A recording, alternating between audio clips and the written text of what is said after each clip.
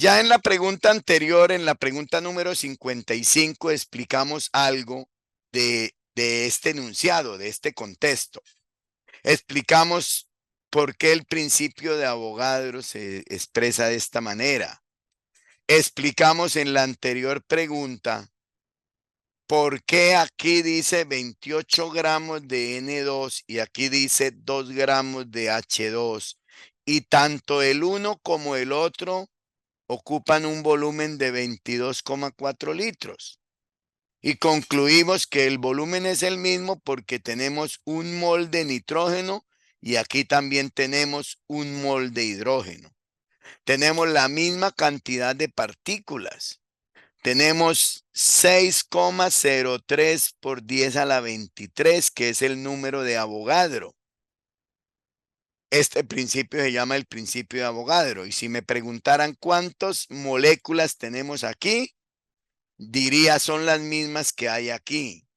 Y son 6,023 por 10 a la 23, que es el número de Avogadro, que lo podemos resumir diciendo simplemente que es 6 por 10 a la 23, que corresponde ¿a qué? A un mol de cualquier sustancia. ¿Sí? Eso lo sabemos en química. Ahora, ¿qué me están preguntando aquí? Me están diciendo, de acuerdo con la ecuación de estado, de acuerdo con la ecuación de estado es esta que está aquí, esta.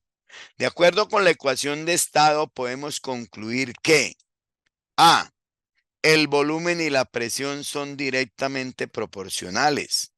B, el volumen y la temperatura son inversamente proporcionales.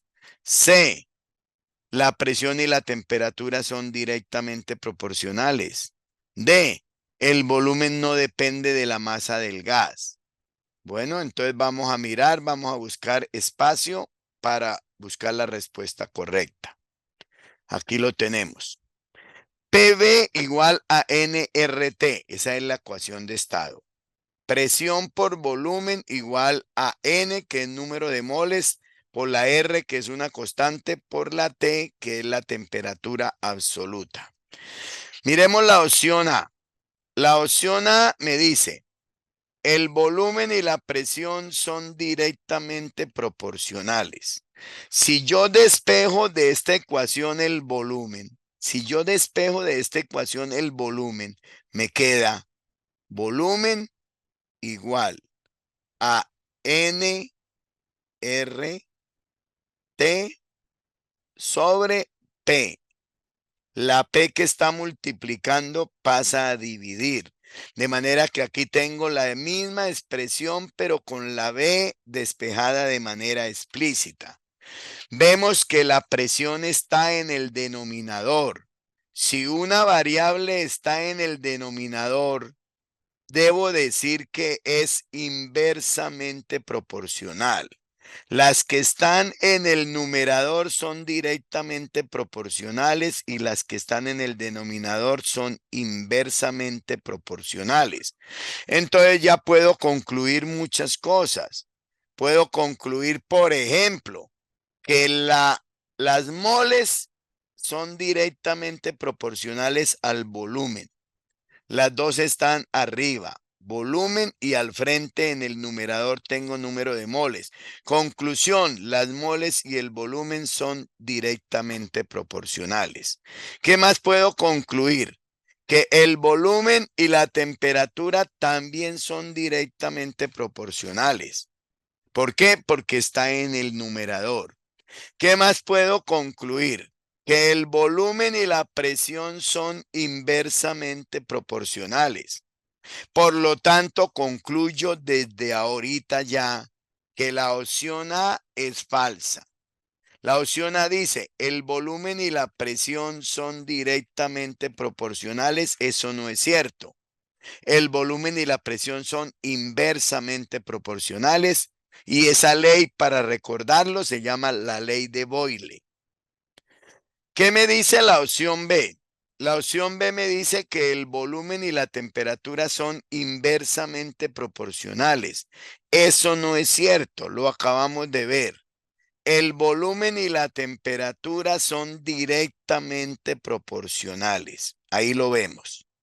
Directamente proporcionales. Entonces, ¿qué concluyo? Que la opción B también es falsa.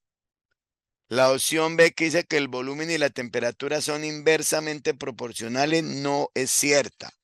El volumen y la temperatura son directamente proporcionales y eso lo dice una ley que se llama la ley de Charles, que relaciona el volumen y la temperatura a presión constante, pero esa ley me dice que son directos. Como la opción B me dice que son inversos, concluyo que la opción B, al igual que la A, resulta incorrecta. ¿Qué me dice la opción C? ¿Qué me dice la opción C? La opción C me dice, borremos aquí para leer la C. La opción C me dice que la presión y la temperatura son directamente proporcionales. A mayor presión, mayor temperatura. A mayor temperatura, mayor presión. Esa es la ley de Gay-Lussac y dice que la presión y la temperatura sí son directamente proporcionales.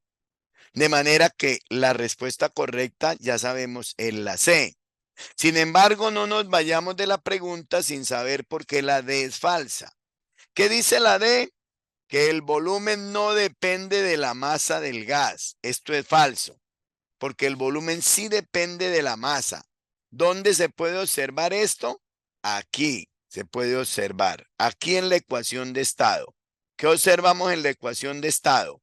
Que el volumen es directamente proporcional a las moles. Entre más masa haya, más moles hay. Y entre más moles haya o más masa haya, mayor volumen ocupa. 2 moles ocupan el doble de volumen que un mol. Entonces concluyo también que la D es falsa. Si quiero probar por qué la opción C es la correcta, debería despejar la letra P. Y al despejar la letra P de la ecuación me queda P igual a N por R por T, dividido en V, dividido en volumen. De ahí se concluye que la presión y la temperatura son directamente proporcionales. Mírelo ahí. Si al despejar la T tengo la temperatura en el numerador, es directamente proporcional.